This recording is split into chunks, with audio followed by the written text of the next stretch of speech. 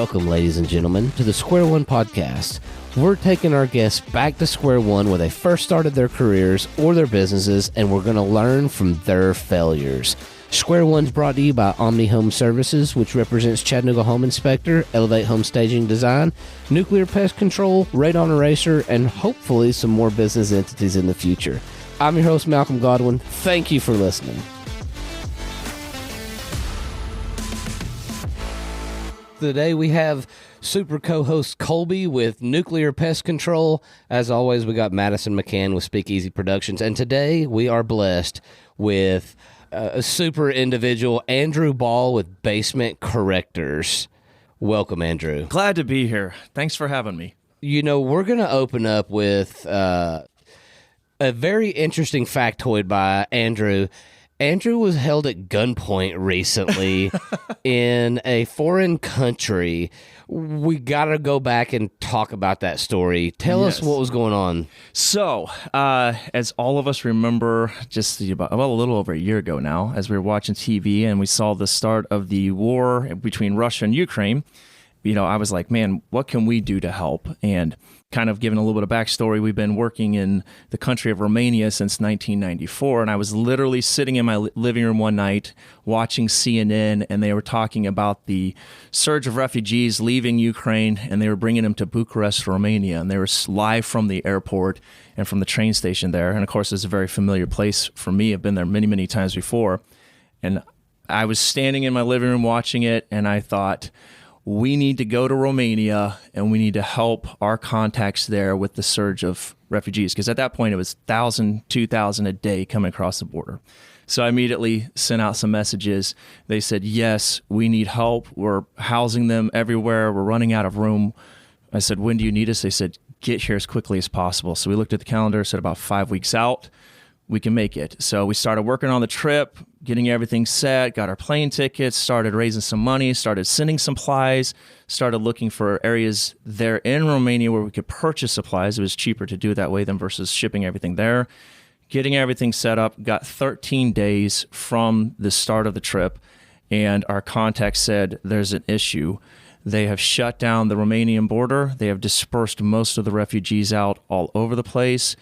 Yesterday, we went to the train station to pick up refugees, and there was 5. And they said a couple of days ago, it was 1,200 a day. And they said, so we don't know by the time you get here in about 13 days what the situation on the ground is going to be. And I said, well, look, I said, we've already bought the tickets. I was cheap. I didn't get the ones where we could get refunded. So we're coming. So tell us where you want us to go or if there's another area. And they said, absolutely. We'll get back to you. A couple minutes later, they said, you're going to get a FaceTime call, answer it.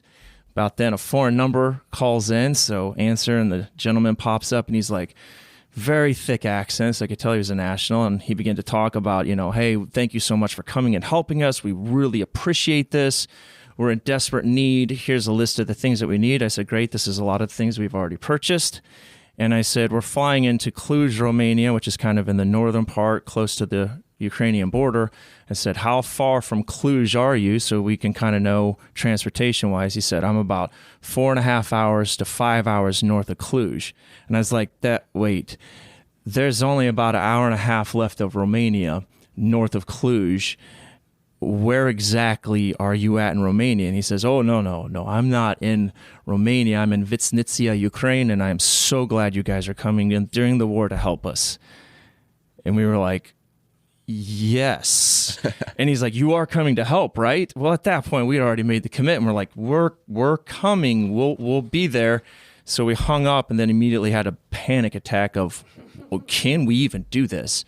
So we started frantically looking at vehicles. Apparently, you can't just rent a vehicle and drive it into a war zone. It's literally written in the paperwork that you can't do that. Makes sense. So we were like, we don't have vehicles, we don't have visas, we don't have any of this stuff. So through our contacts in Ukraine and Romania, in 13 days, we got vehicles donated, we got the paperwork all lined up. And so the morning of, we get all the way to Romania, get everything packed up, we buy all the supplies. Morning of, we take off super early. They tell us, make sure you're here by 6 p.m. I was like, what's at 6 p.m.? He said, curfew. I was like, well, my parents were very strict growing up, so I know exactly what a curfew is. We'll be there before 6. He goes, it's not a big deal, but make sure you're here by 8 p.m. I was like, was it like double curfew, 8 p.m.? He's like, no, it's dark. I'm like, yes. He goes, because missiles. And I was like, what does that mean? He goes, you will be the only headlights on the road at 8 p.m. Wow. And it makes you a target for missiles. So be here before dark. I'm like, got it. So we take off. We get all the way to the Romanian-Ukrainian border, and they shut the border down. But we're like 2 cars from going into the country. We can't even turn around at this point. So we're stuck there. It's, noon passes, 3 p.m. passes, 6 p.m. passes, 8 p.m. passes, and we're still just sitting there. It's a couple minutes to midnight, and I look at our guys, and I'm like, we're just going to have to call the trip. We can't do this. So we called the contact in Romania or Ukraine, said, hey, we have an issue here at the border. He said, pray and give it 5 minutes. And I'm like, nothing's going to change in 5 minutes. I was like, we will do that. We hung up the phone, and as soon as I hung up the phone, I said, well, we're going to give it 5 minutes. One of my guys goes, they're opening the gates. And I look up, and they open up the gates, and they just start waving people through. Well, we have vehicles packed full of supplies. We've got all this paperwork. We pull up. The gentleman says, are you Americans? I said, yes. We hand him all of our paperwork. He looks at it briefly and goes, good luck, and hands it back and waves us through. Like, didn't check anything, didn't check our vehicle. We were expecting to have to empty the vehicles. Next thing you know, we're inside of Ukraine at midnight. And so I call and I said, what do you think we should do? And they said, drive very fast. Oh, ass. Yes. So we did. We were the only lights. I mean, it was the eeriest thing I've ever experienced in my life. Not a single doorbell light, house light, stop light. And we're just flying through these towns as fast as we can. As we get to Vitsnitsia, we knew this was a possibility. Our GPS stopped working because the Russians are jamming all the signals. And so we had a little bit of a map. We don't speak Ukrainian at all. I start looking for street signs. They've taken down all the street signs. So we don't know. We think we're in Vitsnitsia. We don't really know. So we find a gas station that's shut down. We pull into there. We're looking at our paperwork, and I was like, I think if we go 1 block down, that might be the road we're looking for. We go, there's no road there. So we turn back and come back to the parking lot. We're trying to call our contact there. He can't get a hold of us. We can't get a hold of him. Cell reception's horrible. And my son, who was with me, goes, hey, Dad, we had 2 vehicles. He goes, there's 2 soldiers over there pulling my brother Daniel out of the vehicle. And I'm like, what? He goes, there's 2 soldiers. They got their guns out, and they're pulling them from the vehicle. So I spin around, and sure enough, they've got their guns drawn. They're pulling them out of the vehicle. They're opening up the back of his trunk. So like a good brother, the first thing I did was start recording. Because I thought, well, this is going to be a story one way or other. So at first we didn't know if they were Russian troops, if they're Ukrainian troops. We didn't know if they were friendly. They didn't know us. They were a little freaked out. We were a lot freaked out. They spoke very, very broken English. So we're going back and forth. So they finally pull all of us out, and they're just asking us the same question. So we said, here. Call this number. This is who our contact is. So they call the number. They speak in Ukrainian for a few seconds. And he turns around and says, okay. And I said, is everything good? He says, no, you lied. Oh. And I was like, what did we lie about? He says, you said you are here for humanitarian purposes. I was like, we are. That's what all of these supplies are for. Blankets, pillows, food, clothing. He's like, yes, but the gentleman here, Mr. Duca, says that you used to sing. And I was like, well, I didn't really think that was relevant at all. And he says, prove it. And I was like, what do you mean prove it? He's like, prove that you can sing. It's 2:30 in the morning in an abandoned parking lot in the middle of Ukraine. And I'm like, well, they have guns. We don't really have a choice here. So we stood in the parking lot and sang for them. They start like smiling and did a little jig and like taking videos and pictures of us. And you can see all of this on our Facebook page. We have a whole video of it. And ended up being super nice. They said, we noticed you have some chocolate bars. I said, yes. They're like, we want you to trade you our apples for your chocolate bars. Would that be okay? I'm like, hey, absolutely. You have the guns? Yes, we're trading whatever you want. So we traded them, and they said, hey, thanks so much. We really needed this. We've been months before we've seen anybody come from the outside. We can't believe that you guys came here. They're Ukrainian troops. And their job was to protect the gas station and make sure nobody was stealing diesel at night. So when they saw us pull in, whip out, pull back in, they thought for sure we were there to steal the diesel. So they came, ready to stop us, and then found out, well, no, just a bunch of crazy Americans. It's wild. Lots of questions. So are we going to get to hear the song that you performed at the gas station? Here live? Yeah, here live. No. Andrew, it's only fair. It's too early in the morning. No. Andrew, close your eyes. Imagine it's 2:30 in the morning in a foreign country and you have a gun to your head.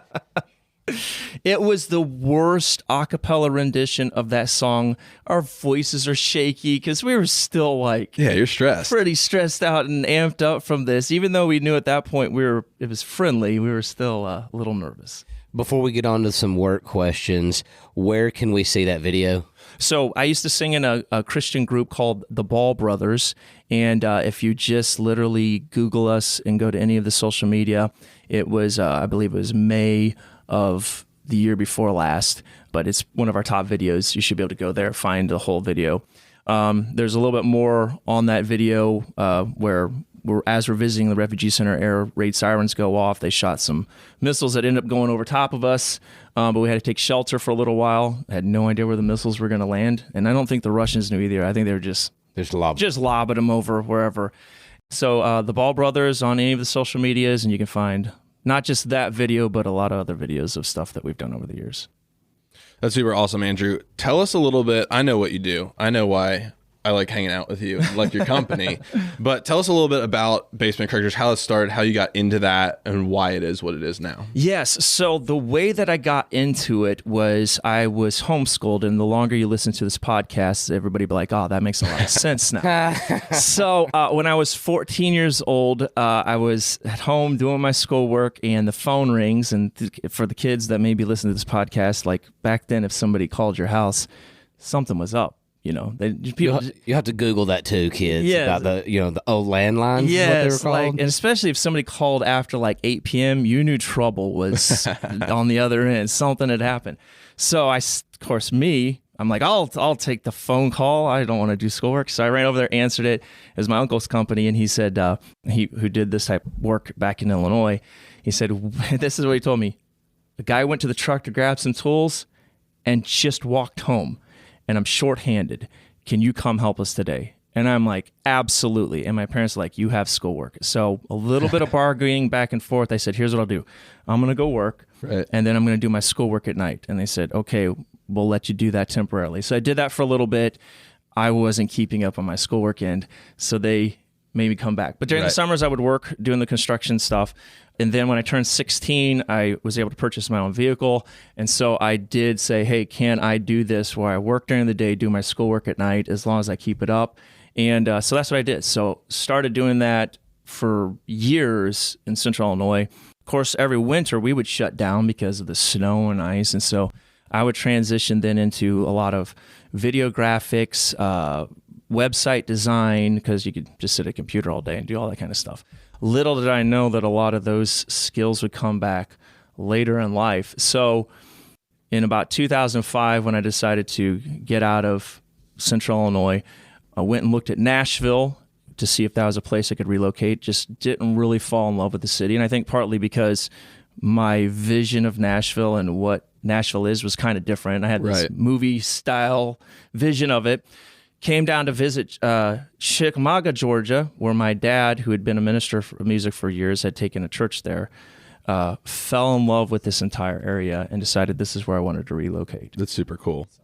What was it about the work? I mean, from a young age, you fell into it and started liking it right away. That's pretty clear. Yeah. What was it about it that you really liked? So I have a little bit of something called a hero complex, which is if someone comes to me and says, hey, I need help, I'm like, I got it.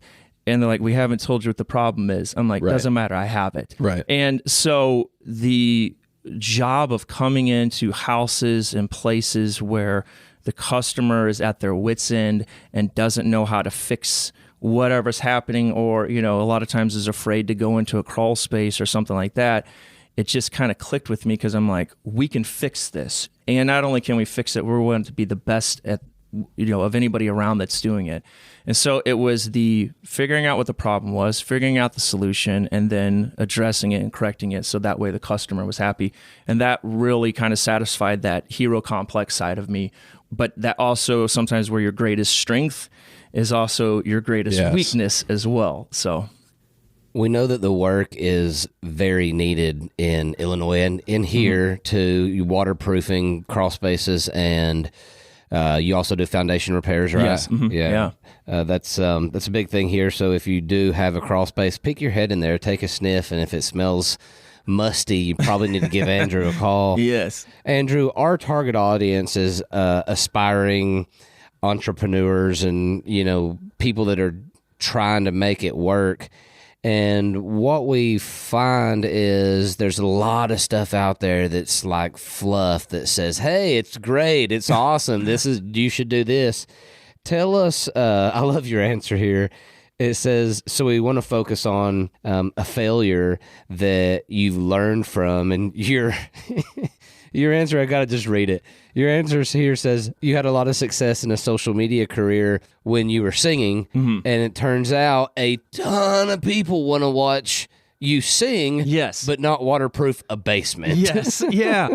So when we came down here, our focus was a little bit dual purpose at first. We had a little bit of this music career that really kind of took off through some viral videos that we had posted online, and that kind of overtook us doing any basement work for several years, all the way up until the pandemic. When the pandemic hit, we lost all of our concerts overnight. And so everybody kept saying, it's going to be 2 weeks, it's going to be 2 weeks. We realized early on, for the music side of things, it was going to take a while before people started coming back for concerts.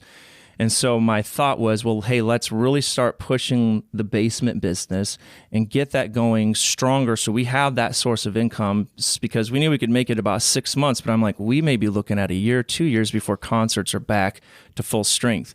And so my thought was, well, we've had all this success with social media and the music videos and stuff like that. We will just do that same thing with basements. And, it'll take off. We'll have a couple viral videos. People will be calling. And it did not. Like, we could do a video of us singing a cappella, and this is no joke, us singing a cappella in a bathroom and get a couple million views off of it. And so I thought, surely us waterproofing a basement, people will, and they don't. They just they don't care. Like, the first time we put out a video, we promoted it, we pushed it, we had like 200 views on it. And we were just like, what happened? What's going on? And so we wasted, I wouldn't say wasted, we spent a lot of money and time in the wrong areas trying to use a metrics that worked for music but did not translate over to the basement business. And so it took us a while to kind of understand that and figure out where the best place was for our money and our time and our energy to get the basement business going. So have you tried singing while encapsulating? People have asked that all the time. No. Number one, it would probably freak the customer out if they're just upstairs and all of a sudden they just hear a bunch of guys singing in their crawl space. That would be very unusual. There is, oddly enough, and I'll give them a shout out, there is a group called the Singing Contractors. And that's what they do. They're contractors. They build homes in the Nashville area, and then they will post videos of them singing in, a half demoed house or something like that. That worked for them. They've had millions of views online. Interesting. But I don't know, it's not the same aesthetic when you got cobwebs and snakes and, dingy crawl space. But the acoustics are great down there, right? But I always tell people this, and no joke, I said, if you actually went into your crawl space or looked, you would probably move. So just have us come in and fix it for you so you don't have to mess with it. So moving on, Andrew, if someone was getting into your line of work, what is one thing they could do to see a positive ROI? The first thing I always tell everybody is get some experience with a quality company and don't just focus on, trying to be the salesperson for it. I've always said that when we do have a salesperson for our company, I want them to have a minimum of 6 months or maybe longer of actually installing the system. So when they come in as, quote, the salesperson, they have the ability and the qualifications to identify the problem, because identifying the problem from the word go is half the battle of making sure that you're doing the job right later. So I don't want to see a disconnect between our sales guys and the work crew, because I want them to kind of be one and the same. So a sales guy would have the skill set, knowledge to be able to install the system. So that way, when he's walking into a property, he knows what is going on. He actually knows the system, and then therefore he can answer all of the questions for the potential client, because he knows what he's talking about. It wasn't just a class where he watched a couple PowerPoint presentations and it was upsell, upsell, upsell, upsell all day long. It was, here's what the actual problem is, this is what the cause is, and this is what the solution is. And it does a couple things for our company. It helps us not oversell products to customers that they don't need.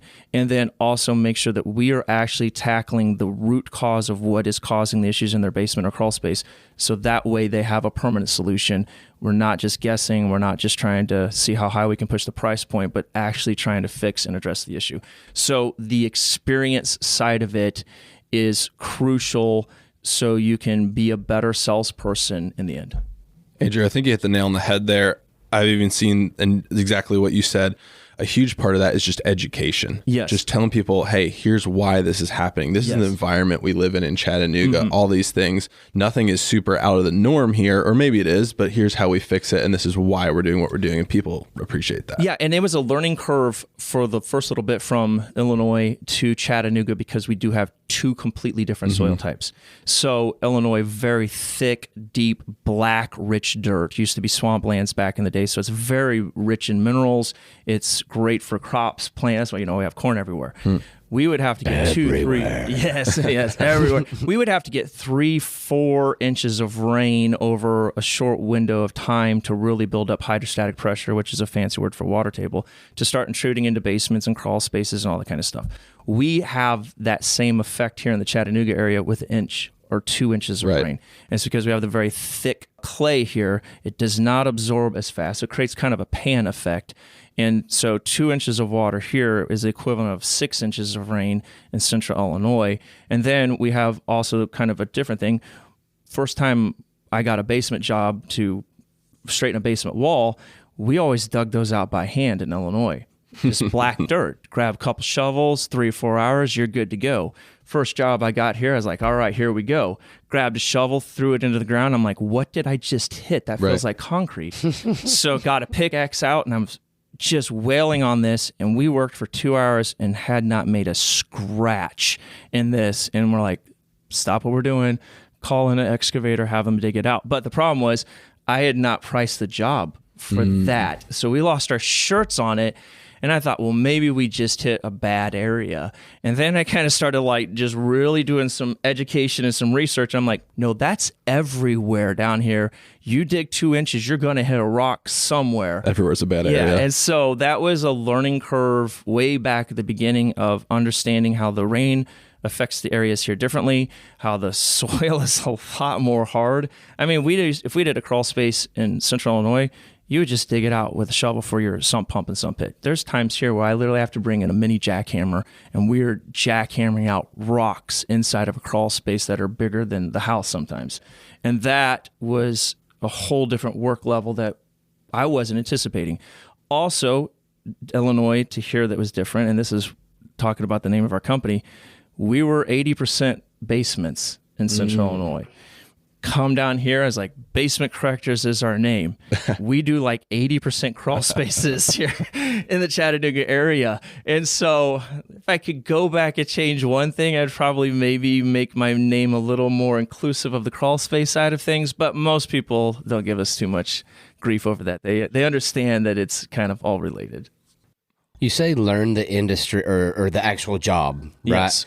Is it, and we've had experiences with basement companies and, with our previous basement company and with the home inspection company and Colby with the pest control, we constantly see people that don't do the job correctly. Yes. Is that just where we live, or is that everywhere? That's everywhere. Okay. We probably on average have 3 to 4 phone calls a week of customers who had a competitor install a system, and either through the company no longer being in business or the system failed and kind of bad customer service as far as getting back out and fixing it.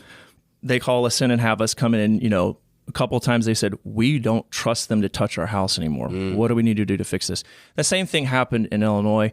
It seems to be a little bit more prevalent here in the Chattanooga area because what I've seen is people go and work for a larger company for 2, 3, 4, 6 months, think I've got it, come in and start their own company, but they don't either A, fully understand the system because it was told to them from a guy who was told to him, and it was kind of like a bad game of telephone.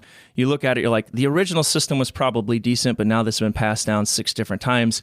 They've lost something along the ways. Or on the flip side of that, they may actually know the system, but they don't know how to run the business side of it. And so then they crash and burn the first time they get a call back or, something going along that lines because they didn't prep early on for potential glitches or hiccups or things like that. Like digging into clay. Right, yeah. Exactly. And having to call an excavator, when you thought, we'll have this knocked out in 4 hours. Yeah, so it's a lot of people that are deficient on one side or the other, either the actual installation and not knowing what they're doing, or B, on the business side and not knowing how to plan for potential hiccups. And then a lot of times when they do start getting into the financial trouble side of things, they start shortchanging the installation process of it, cutting corners. And the system that we install works, and I'll never tell my guys this, even if we did it 70%, the system would still work. But that's not the goal. The goal is 100% every time. So that way, when we offer the lifetime warranty, there's no issues for this customer moving forward. So give our listeners, if they're going to go out there and start a company similar, a struggle that we had, and please give our listeners a nugget. The work that you do is not fun. It's not easy. I mean, there's times that we were dragging an 80-pound footer through 24-inch clearance in mud, and then you dig out a hole a foot in the ground and put it in there. That's not fun, and it's hard to motivate people to do that. It is. How do you do it? Pay them really well. And that's one of the things is when I find a quality worker, I want to invest in them to where it makes the financial sense for them to get into the right. And it literally is, you have to get yourself in the right headspace to crawl into some of these tight areas where it's dark. There's bugs, there's snakes, there's cobwebs, there's sometimes busted sewer pipes, dead cats, dead dogs, a live possum who's very angry that you're in his space, all of these things that you got to tackle every single day.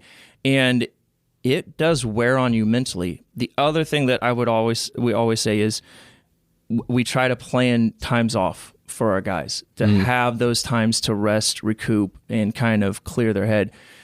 I'm a workaholic. I would work every single day of the week. That's just the way my DNA is, but not everybody that does. So I got to be careful not to just jam our schedule so full that our guys don't have those couple days to rest, clear their heads, go do something fun with the family and just kind of shake off the dust, literally. But yeah, no, it's a physically tough job, and I always encourage our guys to physically train for the job that we are doing physically so we can be able to perform it. So your guys are probably like, we physically train enough at work. Yes, man. yeah. So I'll go do a full basement or crawl space and still go home that evening and do a supplemental workout on top of that, just because I'm the oldest guy in the crew. I'm the biggest of the guys in the crew, and I'm like, I've got to keep myself in shape so I can be pulling in the I-beams or the footers or whatever it is we got to do. So you talked a little bit about it earlier with being a workaholic, but with that, I think we talk a lot on this podcast about routines and different things we do to keep our, heads and bodies in the right place for what we do. So tell us a little bit about that. We want to ask you about, do you have a morning routine, morning ritual? You talked about working out a little bit. What do you do to? Yeah. So this is something that I have had to develop because the music industry was so much different. It was weird hours. There wasn't a routine. Sometimes you're up till 4 a.m. Sometimes you're sleeping in until 11 a.m. because of that. And then when we transitioned solely into the basement business, I realized quickly I had to set up a routine or I wasn't going to be able to physically do it. Right. So the biggest, and this sounds so weird, the biggest thing for me was I had to prioritize sleep, because otherwise I would work super late, get up super early, and then I started seeing my mental production, physical production start to wane because I just wasn't prioritizing my sleep. And so I finally said, I may not be asleep every night at 9 p.m., but by 9 p.m., phone is off, TV's off, I am shutting down. And then I get up about 5:45 every single morning. I also started really kind of looking into like different supplements, and this isn't a plug for any company like that. Went through a bunch of different supplements to try to help my body recover, realized most of them were junk, and finally kind of found the few that really did help me physically, which was basically, and they're very, very simple, just creatine, glutamine, collagen are the main three ones that I could tell when I wasn't taking them versus when I was. Interesting. And so I take those every single morning to get myself going. I focus a lot post-work on core. I joke, and I do this, I hate it, do yoga, because you're twisting your body, you're in kind of in an extended plank a lot of times, you're crawling under things. So mobility was a big factor, especially as I get older, to keep the mobility. So those are things that I started instituting in it to make sure that I was in the right spot so we could do the job and do the job without injury, which is not easy in the line of work that we do. That's awesome. Good stuff. How long did it take you to find the supplements that you like? So that's been going on since about 2017. Okay. And even just recently, there was a couple, and I do this from periodically at times as well. I was like, if I stop taking this supplement for a week, what do my numbers look like? What does my body feel like? And if it doesn't change or I can't feel a difference, then I just move on, because I don't want to just be taking a supplement because of, some influencer on TikTok advertise it, or, or this bodybuilder or whatever. It's like, I want to find the things that actually work for me, and each person's different. So something that I may be taking may not necessarily translate over for someone else, but they may. So I was just work with them, find what works for you. Did a lot of research on it, and I found that if you say, hey, is creatine good for you? Google will say yes. If you say, is creatine bad for you? Google will also say yes. So you have to come into it with don't be biased, because depending on how you start doing your research, you're going to get the information that you're looking for, a confirmation bias. And, next thing you're like, I knew creatine was junk. Well, you just read 10 articles by some influencer mom who told you that it wasn't. I love that you say everybody's different. Try what you can.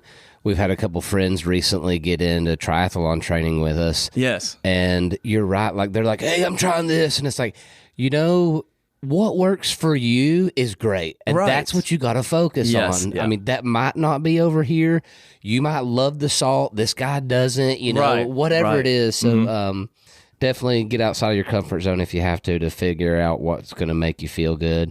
Andrew, do you have a book recommendation for the crowd? Yeah, so recently, the couple books that I've really been reading on, I love to read books about historical leaders and figures. And one of my favorite historical leader and figure is Dwight Eisenhower. He intrigues me so much because historically, when great men have risen to great power and commandeered and commanded large armies, they very rarely just handed those back over. They pretty much held them on until it was either to their own demise or something bad. The troops turned against them. To see Eisenhower throughout all of World War II become the supreme commander, and then at the end of the war, help hand everything back over, turn over the Reconstruction. He later came to be president, is such a unique time in history for us to see someone with such immense power, but yet humility as well, to say that it's not me, it's the people around me, it's the troops, and have that sense of, I'm here for a purpose, and my purpose has been completed, and now it's to move on to the next chapter of what, is in store for me. And this particular book I'm reading, Eisenhower War, was written by his grandson, which I thought was a very intimate, unique perspective from someone inside the family. And so I love reading those type of books. Abraham Lincoln, I read a lot about them. Just different leaders that rose to power, what propelled them to that point, how they handled the trials, what they did post presidency or, post leadership roles, and how they adjusted in life after, leading the world to, victory during World War II. It's deep stuff. Yeah, that's some OG leadership stuff, right? All right, Andrew, we're going to wrap up with our final question here. At square one, we want to go back to square one. If you could go back and talk to your younger self, what would you tell yourself? I would tell myself, pay more attention when you're younger. When I was younger and I was doing this, I was just the employee. It was a good paying job. I loved doing what I did. I loved the physicality of it, but I didn't pay attention to a lot of the business things. I didn't pay attention to how to work with the customer, how to explain things. And when it came time where I wanted to branch out and do my own company and my own business, I had a lot of learning and catching up to do when I had great mentors right there that were successful, that were doing the things that I wanted to do. But I was like, it's the boss, I'll let them handle that. Right. And I didn't shadow, I didn't follow, I didn't learn those cues. So then I spent a lot of time like, well, what did they say? What were they doing back? And luckily for me, I still have a great relationship. So I can call my people back in Illinois and say, hey, this particular situation, or hey, what's a better way to explain this to a customer? And we have a great relationship, and we trade information and ideas back and forth on almost a weekly basis.